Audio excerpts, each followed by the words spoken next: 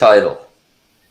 Yeah. I'm happy to hear that. And yes, good morning to That's a high everybody. factor. Yes, okay. Good morning, everybody who is watching us on LinkedIn and YouTube, on Facebook as well, or listening to us in Clubhouse. It is a pleasure to have you with us and introduce our special guest today, Tia Haygood, who is a professional photographer based in Tokyo. And she's not just a professional photographer, she's also a thriving professional photographer who is doing a great job in the era of AI and all the software tools that are there to enhance photography and maybe generate images as well. So before we start with the podcast and before I give Tia the screen and we hear what she will tell us about photography nowadays, I would like to introduce our first sponsor of today. This is Kanchu.com and James Howell. So to our sponsors, thank you very much. Kanchu.com works and offers services, bilingual services in English and Japanese in the field of buying and selling property and real estate in Tokyo and also Yokohama. So if you are in the middle or if you're thinking about buying or selling a property, please contact James at kanachu.com and enjoy their services. Website, yeah. And yes, Tia. So I apologize for keeping you waiting. And as I said, we talked a little bit earlier about how important it is photography nowadays and why it is important. But I would like you to tell us your perspective, to give us your perspective after you introduce yourself and you tell us how you happened to, you know, to end up in Tokyo, in Oh Japan. gosh. Yes. And so, well, the screen is yours. Thank you. Thank you so much, Maya and Tim, for allowing me to be here, inviting me into your space with your audience. Good morning, everyone. My name is Tia Haygood. I am the owner and principal photographer for Top Tia Photography. The story of how I came to be here and how Top Tia came to be, that's a long one. I'll do the short and sweet version. Initially, I was just obsessed with Japan, as a lot of people were and are. I was a kind of a history buff, so I was studying the Meiji Restoration in high school and in college, and that found me to be here. Uh, Wanted to join an academic program and ended up being an English teacher, as a lot of us do, or some of us, a good chunk of us. I was coming along and ticking along in terms of just enjoying the culture, enjoying, my adult life in Japan. And then it just kind of got, a little bit, done, been there, done that. And I wanted kind of like a new adventure. I was feeling a little bit restless. So I decided basically to become a photographer. Initially, I wasn't sure if I wanted to do that here in Japan. I was 1 foot in Japan, 1 foot out of Japan. And I met this person who was a five-time entrepreneur, a five-time startup entrepreneur, and he hired me to be his photographer. And he saw my work and he really admired it. And so we basically had to talk about how I would become a photographer here in Tokyo. Funny story, I didn't know anything about business. I didn't know anything about business in Japan. But to his credit, his name is Robert Miller. I was mentored by him and he helped me register my business. And 8 months later, and on April 1st, 2016, Top Tia came to be. Yeah, it's just been a whirlwind of a ride. Full disclosure, March 22nd, 2022, I did marry him.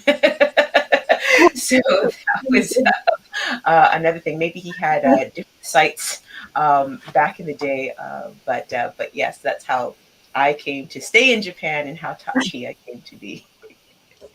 Nice. Wonderful. Yes, What a we love. beautiful story. All Thank Yes, right. you. Thank you. yes. Well, so that is how you ended in Japan, and you have been here for quite a while. And Hmm. so, photography is what you have been doing since you came here. So, what are your observations then about the industry, about professional photography? How has it changed from your experience? What have you seen there? It's really interesting because when I came into photography as a professional, I came into it here, and the culture of photography in Japan is very different to the culture and even spending habits of photography back home in the US. Here, it's we call it shoot and burn photography, where you have a lot of people kind of hustling, and you have a lot of people who are offering kind of like a value. Collection of images for a very low price. And one of the things that I found difficult doing that is, let's say if you have an idea, you want to do something that's luxury, you want to do something that's very artistic. It's very hard, COSPA, uh, to make that or bring that into fruition for your client or even for your own artistic soul, given the price points that are required to bring that to life and the money that you are asking for to your client. So once I did that for a few years, I realized I want to do more for my clients. I want to do something where they can have essentially a magazine style photo session, or at least that level of caliber and customer care. But in order to do that, you do need to kind of communicate and educate your clients on what they're getting, and what that involves in terms of costs. So that level of change, I think I was able to see through 2017 up into 2020. Now from 2020 into 2022, you're starting to kind of see that that's still there. But now I guess going into people looking at the conveniences of AI, for cost effectiveness, and for efficiency and speed, you're starting to ask that question of where is photography going, now. Yeah, yes. Right. Yes, where is photography going now? But you made an interesting point which I was not aware about at all. The Mhm. different culture Yeah. between Japan and the United States. And I also remember, it's so funny because I have been here for quite a while and I forget, what really surprised me or what things surprised me when I came here. But now, after you mentioned that, I remember that one of the things that were very surprising to me was actually how families, and well, there were anniversary pictures taken here in studios, right? Mhm. And when I came here back then, they were actually quite expensive, those sessions. And I Mhm. was like in awe, how can you pay that much, for just, maybe five pictures you receive at the end of the day, even though of course the photographers, you spend most of the day there. Mhm.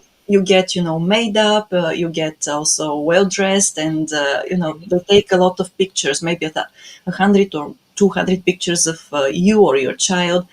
And Yep. I was like, wow, it's so different. And then it has stayed there. Nowadays I see why that is, the prices they charge you, why they are so high.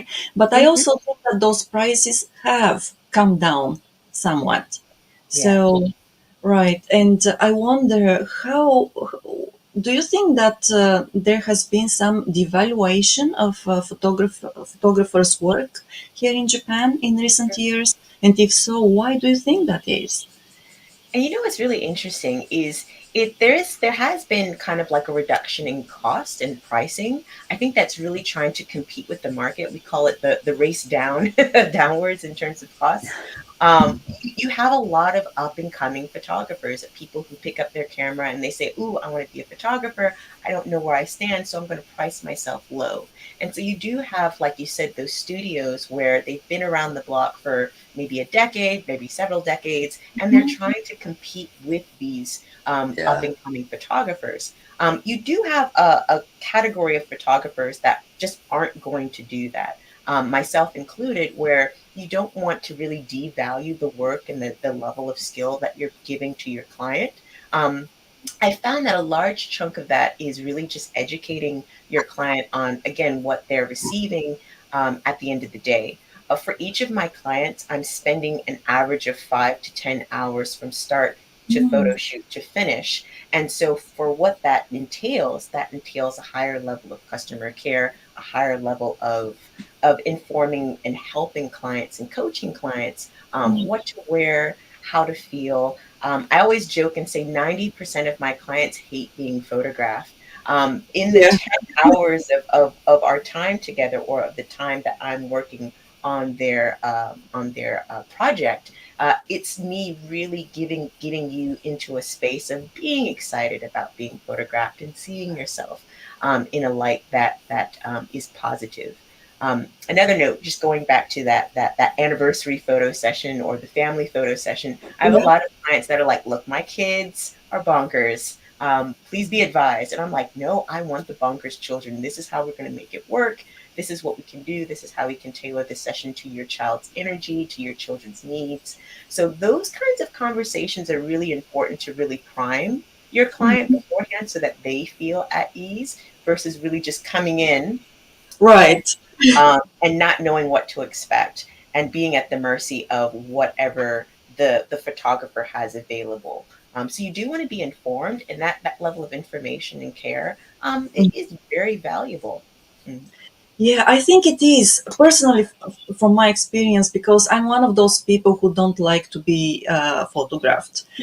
So, and it is like, and one of the reasons for me is that I don't know the photographer usually. Before I came to Japan, I would go to the studio, and it's just a 10-minute session. You sit in front of the camera, they take your picture, they give you the pictures a couple of days later, and that's it. And Mm-hmm. I never feel comfortable with people who I don't know. Right. So, and of course, it's so difficult to feel relaxed in front of the camera and in front of somebody who I Mhm. don't know at all. So, I'm still learning how to do the fake smile, you know? Oh my gosh. No, we are And not I'm fake smile. exaggerating, but there's ways around it. You think of a happy thought, Like here's what's interesting, like you mentioned the culture is different here, like the different, photography culture, I think is the word you used, right? So now I'm really interested in that because I don't, in a concrete way, I don't know the differences, but my son's friend is a photographer and he's a hustler too, just like you said, he's out hustling, right? But as I'm listening to you talk, it occurred to me that again, in a sense, you're using psychology to get people in the mind space, mhm, so that will promote the kind of shoot that everybody wants, right? Mhm. So if you're using that psychology, you're dealing with Japanese culture, and then you're dealing with non-Japanese culture, and you're dealing with kids, right?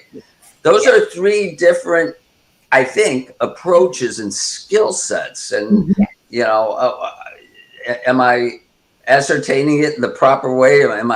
Is that kind of how it goes? And if you could give us any insights into that, I'd be interested. You are absolutely right, Tim. I'm a bit of a big kid, so if there are children around, you're getting on their level. You're really trying Right. to see where their energy is going, where their comfort level is going. I had a shoot, and maybe for your listeners, they don't know. I'm African American, and here in Japan, not a lot of African or African Americans here. So I met this family, and the child had never seen anyone as dark as me, and the shoot was very interesting. So it prompted me to really think about, okay, what is the child's expectations when they hear mommy say we're going on a shoot? Oftentimes when they hear we're going on a shoot, they're thinking mommy's phone. They're not Oh, thinking about me, this foreigner with this big bazooka looking camera pointed at them. So even mhm. really like having like having a little bit of space for them to be prepared.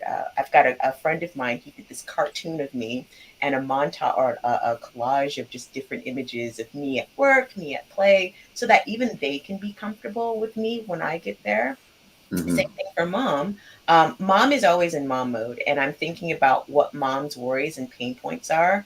And oftentimes, their worries and pain points are evident in the photo. So I'm always telling them and priming them, "Hey, mom, it's totally fine if little Jimmy is jumping around and throwing rocks up in the air. To me, that's a killer shot. Maybe not so much for you, but I'm hunting for those little Timmy It's moments. random, yeah. Yeah, Authentic moments. those Yeah. authentic moments are gold for me. But then going on to what you said, the Japan side, So for a lot of Japanese people, they're looking for something that's tried and true. They're looking for something that's safe. They're not really trying to go crazy out there in terms of being Right, right, unique right, right. or being, Yeah, yeah, yeah, that nail that's kind of sticking up above everyone else. So you really have to find out, or at least for me, I really have to find out what their sensitivities are, yeah, what makes them light up, and then just kind of base it to kind of level it accordingly. If you're in a law firm, if you're in a finance firm, if you're in a small firm, I've shot in different locations and different companies. It's really just trying to figure out what their vision is and then what they're comfortable with and then going for it. And a little bit, maybe 10% up, past their comfort zone. yeah. I have like a kind of a specific question. So Yeah. I look at my father-in-law was a photographer, right? And I look at all these old photos of him and family. Nobody's smiling. Like you're not Mm-mm. supposed to smile. But I look at the photos of younger Japanese and I see a lot more smiling than.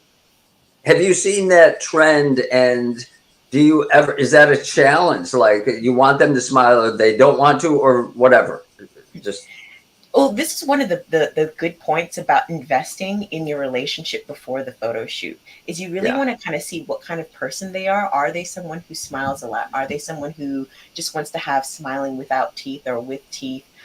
Do they just want to have like a really specific or neutral look? And that does go with, is this a family photo? Is this a business photo? That's an important right, question. right, right, Um, right. but going down to the personality, I do kind of ask what their personalities are and what their Yeah, comfort levels are. So I go into the shoot knowing that. I'll always focus on what the client wants first. And then yeah, afterwards, I'm going to say, hey, we nailed the shot. Can we have a little bit of a play? I kind of want to do this. And they're, because they know that they've satisfied their brief and their needs, I found that people are more willing to kind of open up a little bit. But to your previous point about the trends, I do notice this on Instagram. You do have a lot of those traditional photo sessions where people are kind of standing Muki and it's very neutral. yeah, But I'm starting to see more kind of westernized approaches to yeah, wedding photography, to maternity photography. You're starting to see an introduction of newborn photography, which wasn't really the biggest thing here in Japan. So you're starting to see clients westernize in terms of how they want to be photographed, which is really, really fantastic.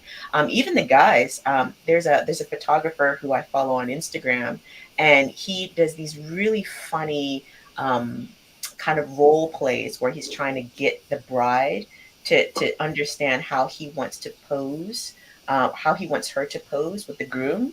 Mhm. And he's pretending to be the bride. He's making the groom very uncomfortable because usually you're hugging and you're nose to nose, and this photographer is literally like nose to nose with Oh, the groom. But it goes to that feeling that it's not just the photo, it's the experience that leads up to the photo. it's um the context. I mean, and yes. that's, I guess that's the point I make. Because even my friends now in their 70s, when we take photos together, we've all had a few beers. Everyone's like, they're doing the peace sign, right? So Yeah, it's all context, right? it is That's, contextual, yeah. yeah, Mhm. yeah. yeah, That's hilarious. That's But I great. love where the trend's going. I love that Me that too. Me sense of too. rigidness is starting to I fade. agree. Mm. Yeah. Good, good. Okay. It wasn't just my imagination. No. Okay, okay, good. Very Oh, good. well, but okay. And also, what other points would you like to share with us, Tia? oh my goodness. What can I say? It's just it's really going back to that experience. When the experience is good, the photos are good. Mhm. I think oftentimes when I'll get an inquiry, and the person says, "Well, my photo is 10 years old," and I'm sitting here like, "Why didn't you wait 10 years?" And oftentimes they'll say, "Well, the last person or the last experience, I just did it because the company provided it, or I did it because the opportunity was there, and afterwards the opportunity was no longer there." My rule of thumb is to really, if you've changed your hair, if you've changed your appearance in any way, if you've changed your position, if you've changed your job. Those are really, really good reasons to update your headshot. If we're talking just about the headshot photography, or business photography. A lot of times my clients come in because they're transitioning their jobs, not so much transitioning their positions, but if they're changing jobs, that's something that they're motivated in changing their headshots. Yeah. I do have people who have gone from management roles into executive roles that within the same company that feel that they want to change their headshots. Right. So that's one thing, but that shouldn't be the only reason. If you've done a major change, if there's a transition in your life, you should change your headshot. Right. Some of us get old, so that's a Yeah, bit of a change. 10 years younger Tim doesn't look like this guy. To that point, yes, to that point, I have a friend who is in her 60s now, and whenever we go out, and we take shots, just momentous, shots and so on, she says, take a picture of me now because now I'm not getting any younger tomorrow. Mm, Now is the time, and that's it. yeah, Good enough. exactly, exactly. And I'm not going to be aloof, with the point that I think people do cherish their younger self a little bit more than their current or older self. I did a campaign last year called 40 over 40, and it Mhm. was to really combat this issue of not particularly appreciating your current or older self. Um, this was mostly geared towards women, and the idea is that after women have gotten married and had the kids, they're of no use to society. And I wanted to kind of combat that because it's not true. Um, I've been hearing this a lot with my clients. A lot of my clients are older career women in management and executive roles, and I'm just blown away by their resume. And then we'll get in the photo shoot, and then I hear these kind of self-deprecating Yeah. comments about themselves, and I'm sitting here like, wait a minute, you've done all these amazing things. Why are we 10 steps back over here with with who we are? And so that's what motivated me to do the 40 over 40 camp or experience. But Yeah. yeah, just having more narratives of appreciating your current self, normalizing your that your current self is just as beautiful and just as valuable as your younger self. I think is really, really important. And should not be the reason why people wait 10 years to get their headshots or the like. Yeah. Well, I think Very that's a good. beautiful initiative, and probably you should do it more often because we live in a society that cherishes youth, Mm, which is okay, which is good. But also, we have to acknowledge the fact that we get old or we get older, right? mm, And we cannot escape these biological processes. So, mm, there, we go through that. And I think that it's a meme that everybody knows already, but we see it on social media that. Well, basically, age is or aging is a privilege that is not granted to some people, right? Yeah. So, And it beats the hell out of the alternative. Yeah. mm. Of not Yeah, aging. yeah. Yeah. Well, I think But some people age better, or look better as they age. I was looking at, what was it? I was looking at a celebrity, and I was just looking at their younger self and looking at their older self, and I was just like, you know what, you fine wine, sir, fine wine. yeah, no, so I agree. And I think, and this is a controversial alert, okay? My opinion is I lean into my age. I'm proud of who I am and what I'm doing at my mm, age, right? I think not to lean into your age is ageism. Mm, You inflicting ageism on yourself by saying, I'm ashamed to say I'm 66 years old. mm, And again, that's how I look at it. I think you got to embrace who you are, exactly. mm, and not everybody can do it, but that would be my preference for everybody. So, yeah, good yeah, points I all think around. that's something which is difficult for many people to do. And I have seen actually more women in Japan embrace their age by half jokingly saying, well, more oba-chan desu, or something like that. So, Yeah. so that's something which I think that, oh, thank you Two for that. minute warning. Okay. Okay, so I'll continue my thought about this after I introduce our other sponsor, that is Houze Inc. And Houze Inc.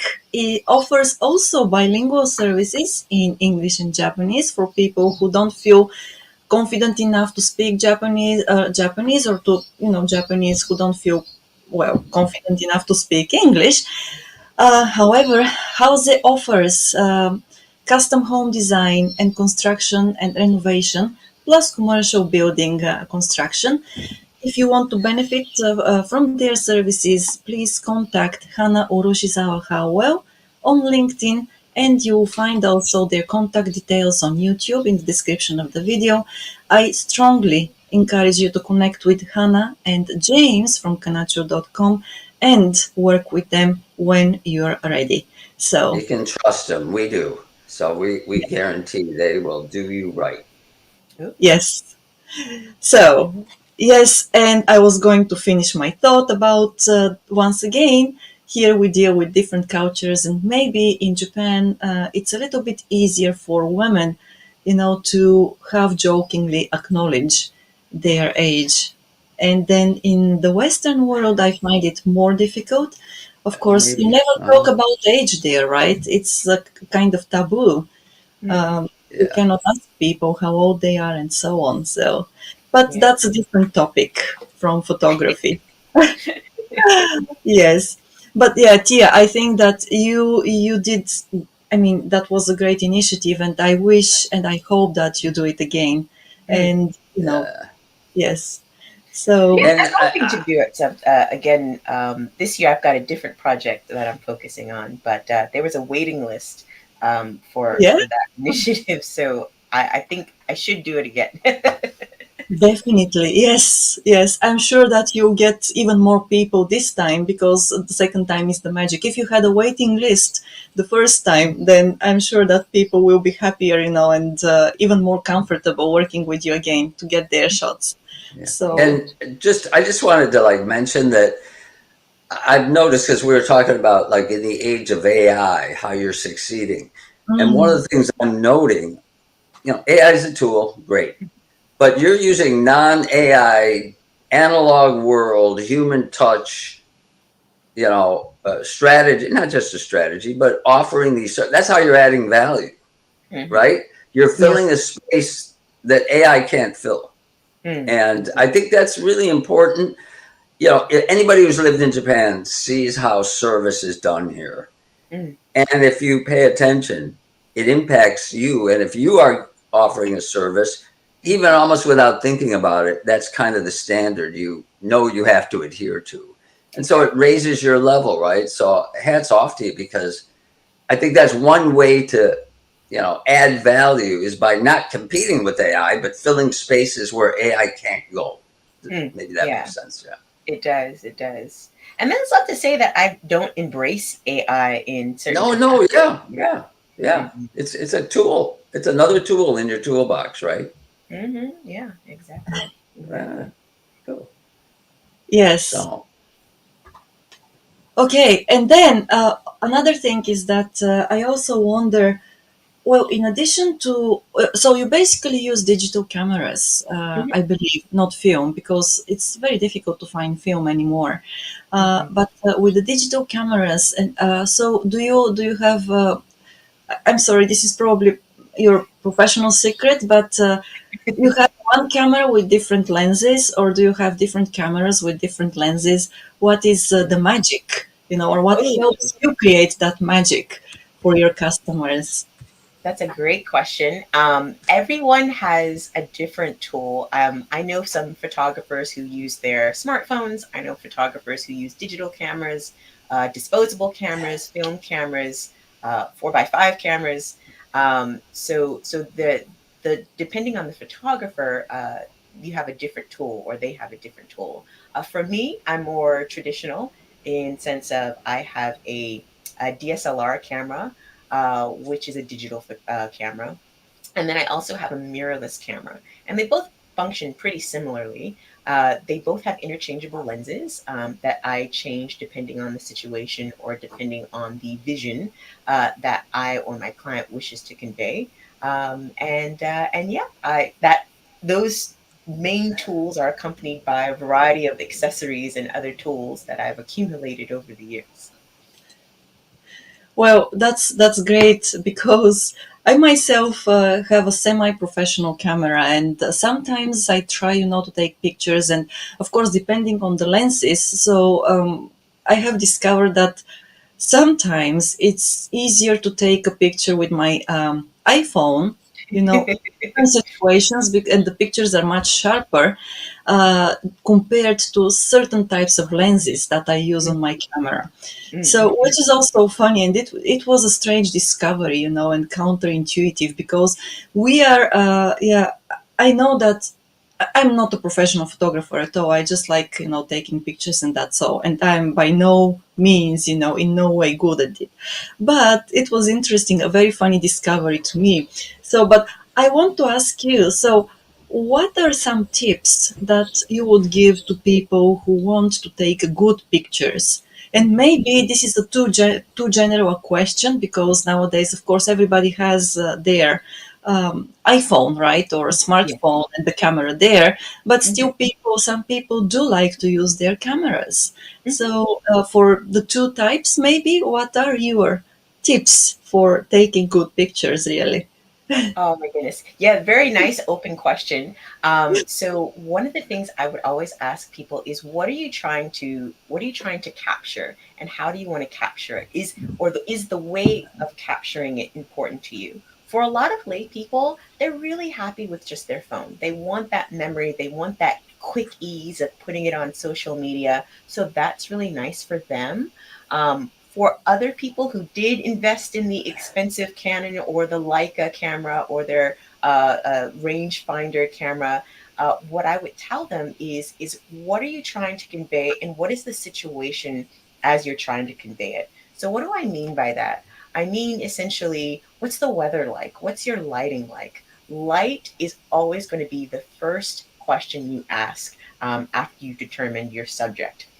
So let's say if we're traveling and we're in Kyoto and we see Fushimi Inari Shrine, what's your weather like? What's your lighting like? And then adjust your camera accordingly. I would advise people to do get familiar with their camera and their settings. I always shoot manual, mostly because professional, but also because I do want to control certain moods. I'm a very moody photographer. I like my deep shadows. So I'm going to look at the light and I'm going to adjust my manual settings so that I do get those richer shadows in my photos. I'm not going to have that level of control shooting with my phone, but I do understand the quick convenience of shooting it and then putting it out on social media just to let people know that I'm here and all the things. Um, Also the light after having communicated about lighting, I do want to talk about composition. So regardless of whatever camera you have, whether it's a point and shoot, a DSLR camera, a mirrorless camera, your phone, composition is something really important, and you can always look around and Google different ways you can compose images, even if it's just like a simple image of your friend, a selfie. Learning composition tools and rules really does take you far in improving your photos and improving your photography skills, no matter what level you are in the photography game. Oh, that's great. Well, How about I, as a total amateur who has no idea what he's doing, I tend to, I understand the light, but for me, it's always like, this is the light that I've got, so I got to deal Mhm. with it, right? Framing Yes. is so important. And my wife is the daughter of a photographer, so she has a little bit more sense than me. And sometimes we'll be walking, she goes, Tim, come here, take, here's the framing, and being Japanese, maybe I don't know, maybe it's photographers, but she loves asymmetrical stuff. Okay.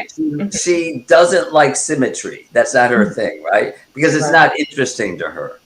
And Right. so something on the left, and don't center everything. And like, she'll give me these like silly guidelines. But when I listen to her, they always turn out pretty nice, right? So Yeah. when you choose to frame something, do you have like a checklist in your head of, how do I want to frame this? What makes this the optimum framing? Hmm. Well, that's a really great question. And I always tell people don't put pressure on yourself. So for me, I like to sometimes I like, well, take my phone, I'll take the picture, right? And then I ask myself, well, how do I want to change it? So if I'm taking a picture of, let's say, a person under Tokyo Tower, right? We're at the base, so we're not getting all of Tokyo Tower. We're probably just getting the bottom of Tokyo Tower. I've got a picture of her or the person, and then I say, you know what? I think I want to put them close to the texture of the base so that you can see. You might not be able to see everything, but you can recognize what it is. I might Yeah. put them to the left. I might put them to the right. To your wife's point about making things asymmetrical, it's really important to make things look dynamic, and you want things to look dynamic because it helps kind of lead the eye in certain directions. Maybe you don't want to just look at the picture of the person under Tokyo Tower. You want to look at Tokyo Tower and see where the lines go, and maybe it leads up to the person, Right. vice versa. So you do kind of want some of that dynamic look, or some of that kind of interesting look, to the image, and then change again. Uh, Not really getting frustrated with the shot that you're not getting. Maybe you have a vision, but really just come at it as kind of playtime. You take the picture. Okay, well, how can I change this? I think I'll move to the left. Take the picture again. Okay, I want to change it again. Maybe I'll change my angle to go a little lower. Okay, that didn't work. Let's try another angle, and really just kind of having a play with the shot, and then seeing what kind of images you have, versus getting frustrated that your photos don't look like, this other photographer's photo on Instagram that you saw, when they went to Tokyo Tower. Yeah. Okay, here's another question. Hmm. So, about shadows, and you mentioned shadows, right? And angles, right? Hmm. And black. I once took a picture of a bridge at Bayan. It's here in Atami. It's the Plum Garden. It's a beautiful little park, right? And they Hmm. have a lot of bridges. And one of them, there's this really kind of interesting, traditionally, it looks traditional, constructed all wood, but it's Hmm. kind of very complex, the shape of it, right? So I Right. took it one day and I go back and I look at it. And it was in color, of course, right? It defaults to color. And I was looking, I'm like, okay, that's interesting. Just for fun. It was on a whim. I go, I want to see what it looks like in black and white. I'm like, oh my God. It brought out all these shadows. And so anyway, I Hmm. posted it and so many people liked it, right? This is me bumbling into a good picture without any forethought, right? So, but I didn't make a conscious decision for any reason to try it in black and white. I was just doing trial and error. Mm, Do yeah. you ever look at a picture and consciously say, I think this would look better in black and white, and for whatever reason, or do you just do the trial and error experimenting that I bumbled my way into? It's so funny because I'm very reactive. And if I see Yeah, something, I'm always thinking of just like the composition. So it's just like, yeah, oh man, that would be really cool with this lens because it can compress, and yeah. everything will look really nice and tight. Um, but when I'm shooting for fun, I actually I set my camera settings to black and white. So I Oh, shoot everything in black and white interesting. anyway. Wow. So I also shoot in RAW. So if anyone's going to do this, if you shoot in JPEG, your photos are going to be stuck in black and white. But if you shoot in RAW, the Oh, that's preview good. on your camera will be black and white. And the reason Raw why is a setting. RAW is a settings. RAW is Okay. yeah, Okay. RAW is a See. setting. Think of Okay. it as like your canvas, and it has all of that data that you can play with in post. Bigger Um, files. yeah, yeah, yeah, Okay. yeah. Okay. We Gotcha. call it a Gotcha. raw Okay. file. Yes, Right. Right. it's Right. Gotcha. unedited. I Yes. gotcha. Um, Okay. but yes, I'll set my settings to raw, and the preview on the back of the camera is in black and white. And the reason I do this is because I'm looking for the tonal range of the image, because I don't want Interesting. muddied Right. shadow. I don't want muddy highlights. Excuse me. I want really nice, contrasty, poppy highlights, that really Interesting. play well with the shadows. So to your point, if I see something and it looks contrast to the naked eye to me, I'm going to take out my camera. It's going to be in black and white, and I'm just going to set my settings so that I can really enhance and maximize that pop, that look. Sometimes I do it when I'm shooting portraits. I have to keep myself in check, because when I'm showing the images to my clients, they're like, "Why is it in black and white?" It's like, no, it's in. I've got raw files. It's okay. It's not. You're not going to get black and Yeah. white. So Yeah. right, to right, avoid right. that conversation, I'll shoot in color. But if I really just want to test my lights and test the setting in the beginning, I'll shoot in black and white just so I know that those tonal values are where I want them to be. That's a great tip. Thank you for that. Yeah. You're Wow, Thank I you. welcome. You're just got a welcome. little bit smarter just listening to you. Yeah. Yeah. Right. I Oh man. yeah. I never used that function on my camera actually, so I was wondering why, and because sometimes I have had the experience of customers basically at my previous workplace sending raw files, and I Mhm. was like, why? Just give me the picture which I can upload The on the JPEG. Uh-huh. on the internet, and that's Mhm. enough for me. But Mhm. yeah, and I never understood why they did that. Now I know. Thank you for just what is that clarifying the mystery there. Well, let me clarify. So I guess the reason why people don't typically shoot in black and white in their cameras, this is lay people, or amateur photographers, is because Mhm. they're often shooting in JPEG, and they're probably Right. shooting in Yeah. JPEG because the file is compressed. It's Yeah, already Mhm. yeah. ready Yes. for Yes. consumption. It's already Yeah. ready for viewing.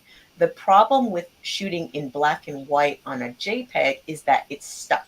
You can't Right. Right. change it I back to learned color. that. Yeah, yeah, yeah. Yeah. So Well, I just save as, that's how I do it. yeah. Right, right, right. So But when I, you shoot, I shoot originally in color. That's the difference. Right. yeah. Yeah. So Gotcha. so you do want to be careful if you do decide to shoot in RAW. What that means is what you see on your camera Bigger screen. files. It's not going to be the same as when you upload it to your editing program, whether that's Capture Mm. One or Lightroom or Photoshop. It's basically a canvas of all of the data that was captured. And for the Oh, RAW, you have the ability to play with that data in any way, shape, or form. You can turn it black mm. and white, you can cut it, you can change it, you can do all the things. But when it's a JPEG, you've kind of limited yourself. So Mm. I'm curious to know why your friend or the client sent you the RAW, because they've basically given you the control stick. You can edit that any way you want. Exactly. Yes, and I had no Maybe idea they what didn't know. They didn't know, maybe. I didn't Yeah. know either. Mm, So, because that was a national tourism office, somewhere out of Japan. And maybe they didn't know either because I had no idea what to do with that file, you mm, know.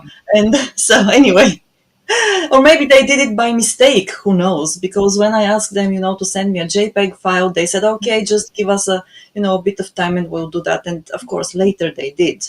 Yeah, But and it's always nice to ask their intentions, because I've had clients that say, "Hey, can I have the raw?" Or I've been in a situation kind of like how we are today, and they want to edit my face onto something that they're on an asset that they're creating, and a low res JPEG is probably not going to cut it, so they want something that's higher res, or maybe they do Mhm. want the raw or a TIFF, or something that yields a high resolution. Right.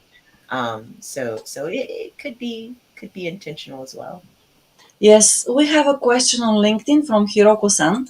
So Oh, Hiroko, yes, okay. Hiroko-san, we cannot hear people directly from Clubhouse nowadays. So if you don't mind sharing your question in the comments on LinkedIn or Clubhouse, I'll read it out.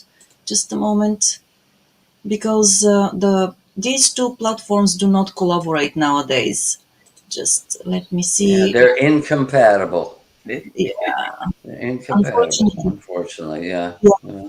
So, Yeah. Hiroko-san, please do. Yes, I know that you're raising your hand, but even if you say, if you ask the question in Clubhouse, nobody can hear you in StreamYard. So, could you please type your question and I'll read it out, because otherwise we have a dead space, and it's kind of difficult, to keep people waiting while looking at the screen. And then, in the meantime, so Tia, let's show some of your works, oh, because sure. Yeah. Let me see. I'll do some. I'll show some of my kind of the genres. Let Mhm. me see if I'm doing this correctly. I'm clicking. I Okay, think. maybe I can help you with that. Yeah, I might need your help. Okay, perfect. Okay, here we go. Oh, okay, excellent. Now we've got it. So yeah, so basically what I do is I shoot multiple genres. I shoot headshots, family and lifestyle. I also do events, and then I do contemporary portraiture. So here, these are kind of examples of just different ones where I've done modeling portfolio builds, individual headshot sessions, branding, outdoor photo sessions, indoor photo sessions for talent, photo sessions. Oh, this is a before and after. So we do the before and then we after. I say that mostly because I do have a stylist. So a lot of times one of the things are is people aren't particularly keen on they don't know how to style themselves or they don't know how to do makeup. And so we have someone that Right. takes care of that. Yeah. We do multiple outfits in one photo session, like we have here with this person. Mhm. Things that are traditional, things that are not traditional. This was really fun session for Mother's Day. This person, she wanted to just kind of feel not in mom mode, but just kind of like honor herself, without the mom's hat, without the work hat, but just her. So it was a really fun session. Personal branding. Oftentimes, I'll go to people's place of space, or if they don't have a place of space, we'll rent a space that matches the vibe or atmosphere of their brand, as we did with this person here, this coach here. And then also just kind of like more personal sessions for sort of showcasing. This is one of the 40 over 40 women that we showcased as well. Branding, again, I love branding. I love colors. Going back to that color that we were talking about, Tim, I don't always shoot in black and white. And I also do shoot it with color in mind, not necessarily color contrast, but also monochromatic colors, which are one of my favorites. But yeah, just different things where I really just talk to the client beforehand, really get a sense of what the purpose of their sessions are, whether it's personal, for fun, or for business. And then we really just kind of bring that session out, bring that session to life, and then put the pieces together for their businesses. Now, non business related, this is the family lifestyle and couples. I love shooting. Sakura season and fall season. Those are the two times I really shoot families or photograph families. And here, this is, I think, in, where were we? I think near yoga. And then, like I said, going back to that point where we were talking about children and their energy levels, these kids, they were so much fun. And when you're in Harajuku, it's just kind of like, you just go out to a carnival, and I really just took that excitement and ran with it. Um, but yeah, and Chichigo-san is something that I really also enjoy doing. I'm speeding up because I don't know how much time we have. My We have 9 minutes. 9 minutes. Yes. Okay, all right, all right. I'll take my time then. But going back to just like the cultures of shooting in Japan and shooting in America, uh, things like Shichigo-san, Omiya Mairi, you don't really get to do those in America, but you get to do them here. And I love photographing kids celebrating their coming of age at different stages, and these are some examples of that. But yeah, it's just really nice times of showing the emotions, not just taking that picture for the sake of taking the picture, but really creating those moments and capturing those moments. Mm. Even here, so this is in my studio. These were 40 over 40 sessions where, again, women are coming of a particular age and really just trying to find that sense of empowerment. That was the point of these sessions, and really creating the opportunity of showing self love, self care, self joy. Um, that's the purpose of some of the kind of more artistic pieces that I have here with my work. So that's really what I wanted to kind of communicate with how I shoot portrait photography. It's very niche. Beautiful. It's Yeah, beautiful. Really Yes. beautiful stuff. Yeah. thank you so much. Um, so that's portrait photography. I do also have event photography. That's how I got started. A lot of my repeat clients that have standing events, I still do their events. over the years. I'm not sure how to jump over to the event photography side, but let's see. Maybe let's see. So this, I think, is where I want to go. I guess remove from stage. I'm gonna remove from stage. Yes. And maybe the There we event. go. So Okay. yeah, just event photography. I still do from time to time, mostly for a lot of my past clients. But I just love the idea of just celebrating people's wins, celebrating people's events, regardless of what they're selling. This is really cool. This was a church's 150th anniversary uh, celebration, which is quite nice and quite enjoyable. Um, you can see a lot of the spaces are bicultural spaces, but also very international spaces, Mhm. which I quite Oh, enjoy. But yeah, just really um, built some really great relationships with my clients over the years, and in supporting them in their endeavors and their um, projects, which has been quite rewarding. And they've also become I guess you could say cross genre. So sometimes somebody will start with an event and then end, as a portrait client, or Yeah. vice versa. So it's been really rewarding, to say the least.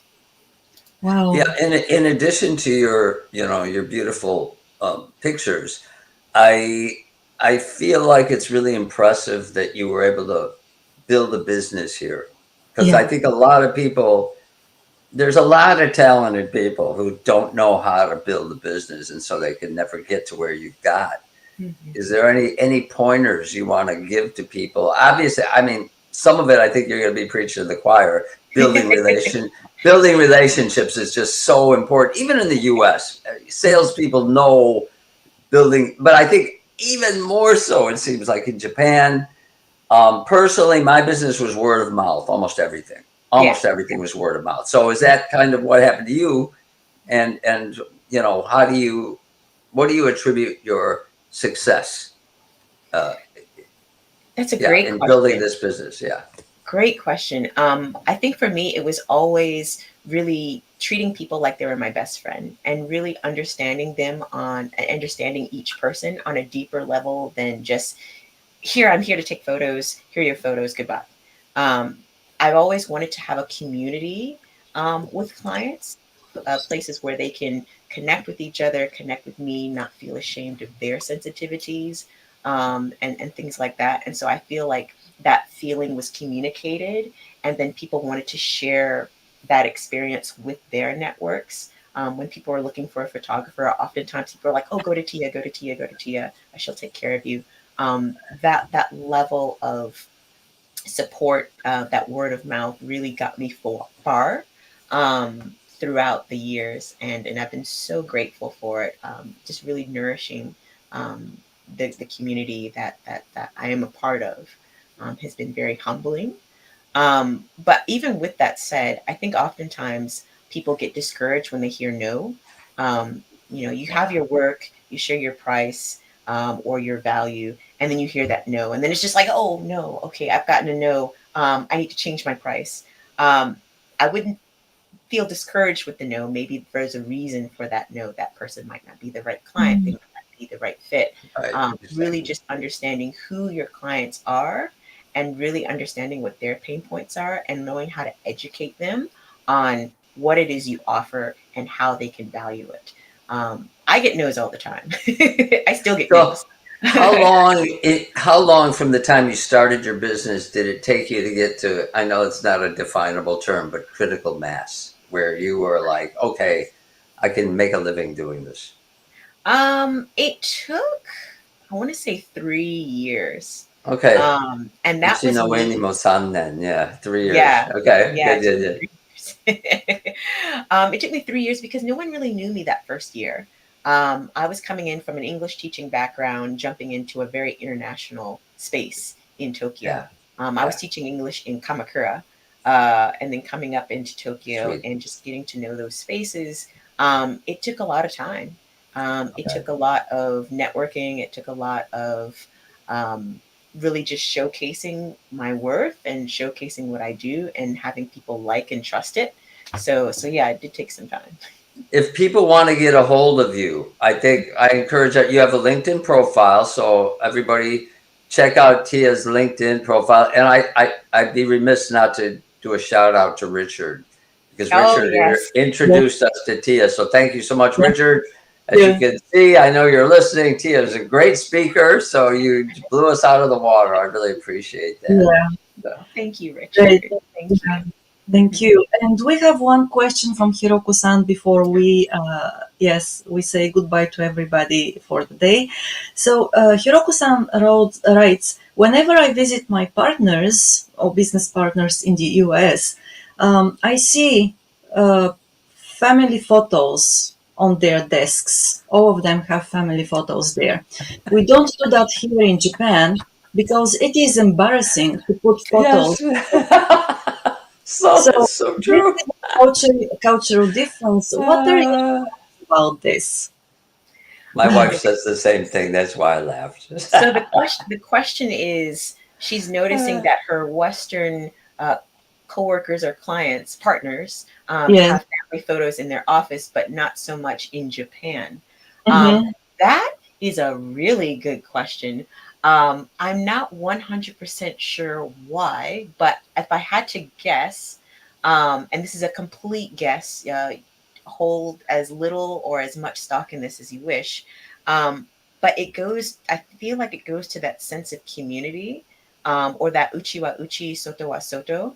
Right. Um, Mm. Having too much personal stock into a company space, Exactly. maybe that Yeah. could make feel uncomfortable or be uncomfortable for some people. Again, completely guessing. No, um, I agree. I think that, bringing family to work is just not the right setting. mm, mm, And mm. there's a little bit different thing, but I would hear somebody in the cubicle next to me in an American company talking to their wife at lunchtime, and then they end the call and say, "I love you." You know how we have to say that, or we get in trouble. In And trouble. the Japanese who work, sometimes you'd have Japanese working with Americans, and they'd be like, "I can't believe he said I love you." And also, seken banashi at work.